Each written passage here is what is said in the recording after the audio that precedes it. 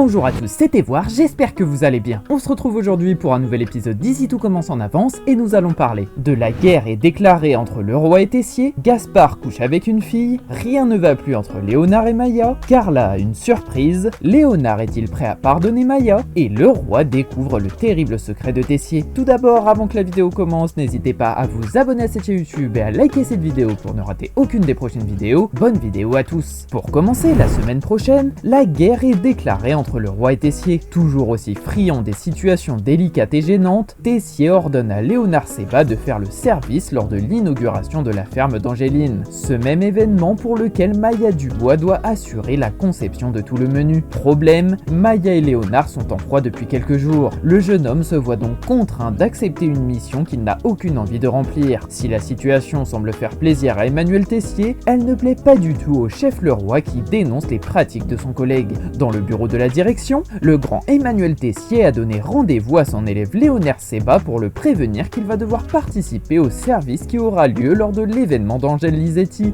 Et il lui demande aussi de s'estimer heureux car il va pouvoir passer un moment privilégié avec sa meilleure amie Maya Dubois. Bien évidemment, le directeur de l'institut sait très bien que l'étudiant est en froid avec son ami, mais justement cette situation l'amuse et de toute façon il ne lui demande pas son avis et lui ordonne plutôt d'aller se préparer mentalement à cet événement et de sortir de son bureau sur le champ. Mais alors que Léonard quitte la pièce et qu'Emmanuel s'installe tranquillement à son bureau avec le sourire aux lèvres, il va vite être interrompu par Marc Leroy qui passait par là et qui, ayant écouté toute la conversation, vient demander des comptes à son collègue qui fait selon lui n'importe quoi et qui, s'il continue ainsi avec Maya et Léonard, risque de faire capoter cet événement pourtant si important pour la mère de Colline. Apparemment, les deux collègues qui plus est semblent plus du tout du même avis, et si d'un côté Marc souhaite protéger ses élèves du comportement infect du directeur, de l'autre Emmanuel est persuadé que sa méthode d'enseignement est la meilleure et que ses étudiants ont besoin d'être stimulés pour faire de grandes choses, ce qui pourrait vraiment déclencher une guerre entre les deux amis s'ils ne trouvent pas rapidement un terrain d'entente. Gaspard couche avec une fille.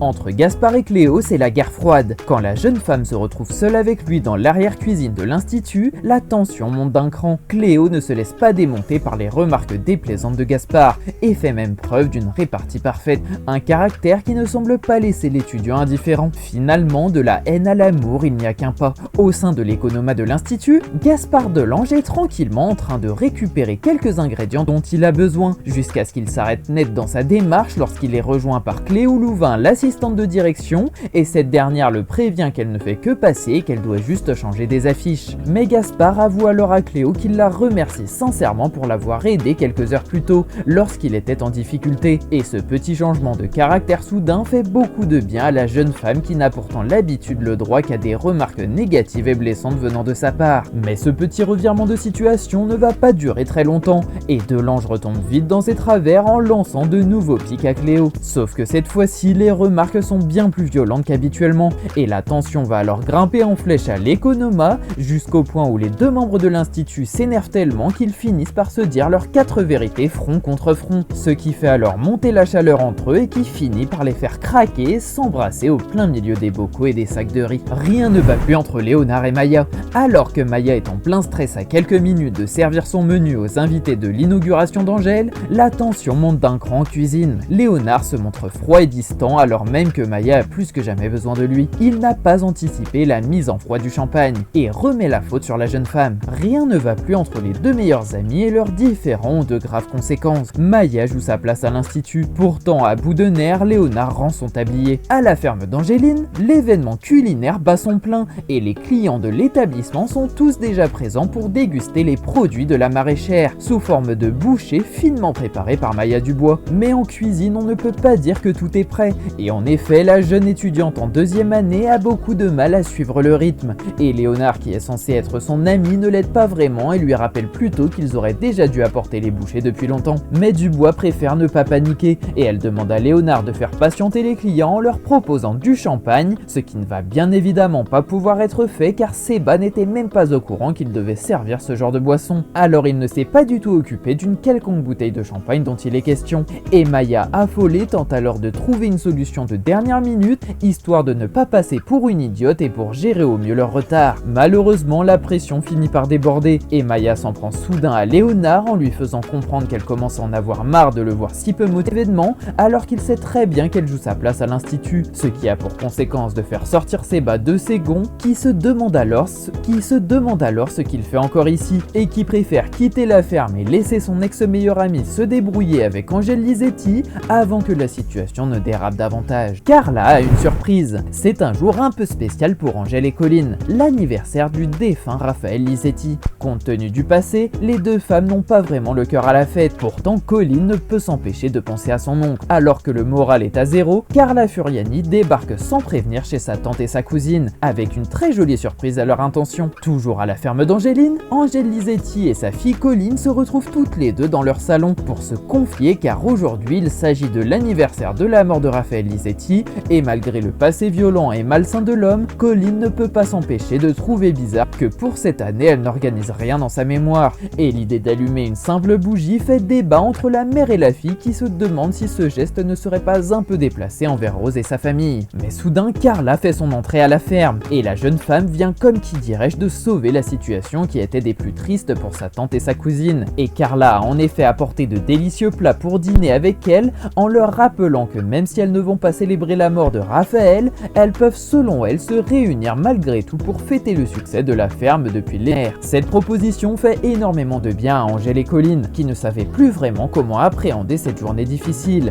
et la petite famille met alors la table pour profiter de ce petit dîner délicieux le plus rapidement possible, et soudain, malgré ce que vient d'annoncer Furiani, la jeune femme prend conscience qu'elle est un peu là grâce à son père Raphaël. Alors même si cela ne lui fait pas totalement plaisir, Carla souhaite un joyeux anniversaire à Raphaël. Suite à toutes ces émotions, les trois femmes peuvent enfin profiter du moment présent et déguster ce magnifique repas, tout en ayant une petite pensée pour Raphaël qui, malgré toutes ses graves erreurs, aurait sûrement pu apprécier ce dîner avec les femmes de sa vie s'il était encore à leur côté. Léonard est-il prêt à pardonner Maya? Alors que Léonard déprime complètement à cause de sa violente dispute avec Maya, Malik tente une énième manœuvre pour réunir les deux amis. Il organise une grande fête pour célébrer la réussite de Maya lors de l'inauguration d'Angèle. Il demande à Léonard de se joindre à eux, mais le jeune homme n'a pas du tout le cœur à la fête. Pire, il semble cette fois-ci bien loin d'être prêt à pardonner sa meilleure amie. Maya a-t-elle franchi le point de non-retour? Alors que Léonard déprime tout seul dans le foyer des élèves de l'institut, il est rejoint par son ami Malik, qui plus est le copain de sa sœur de cœur Maya.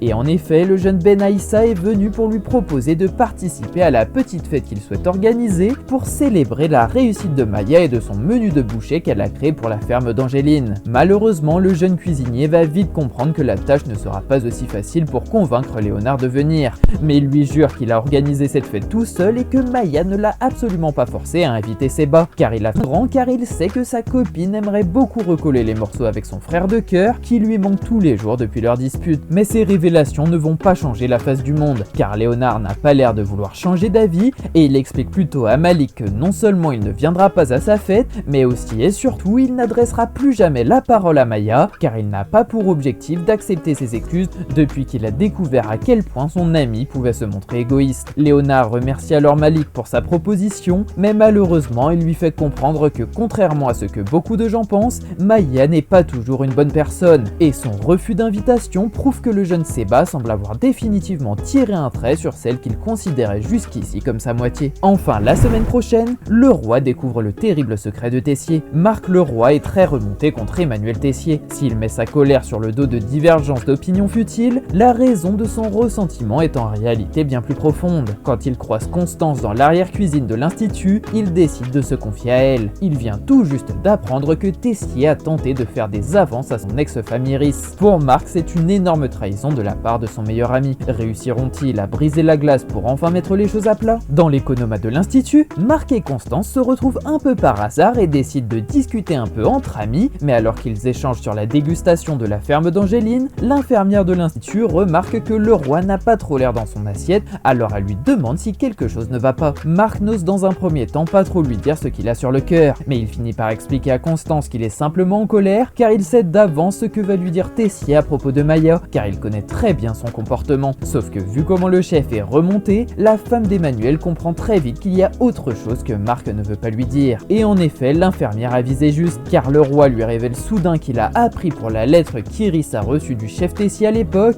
et dans laquelle il lui faisait une véritable déclaration d'amour. Et Marc est encore plus choqué d'apprendre qu'il est le dernier au courant et que Constance le sait déjà depuis plusieurs mois. Mais cette dernière sait se montrer convaincante. Alors avant de partir, elle explique à Marc que cette lettre ne veut rien dire car Tessier était complètement perdu à cette époque. Et elle lui fait aussi comprendre que même s'il peut vraiment en douter, son mari l'aime tout aussi sincèrement qu'il l'aime elle et qu'il a très peur de perdre son ami, ce qui semble faire réfléchir Marc sur ce qu'il vient de découvrir. Cette vidéo est déjà terminée, j'espère sincèrement qu'elle vous aura plu. Je vous le rappelle, n'hésitez pas à vous abonner à cette chaîne YouTube et activer la cloche pour ne rien louper. C'était Voir, merci à tous, passez une très belle journée.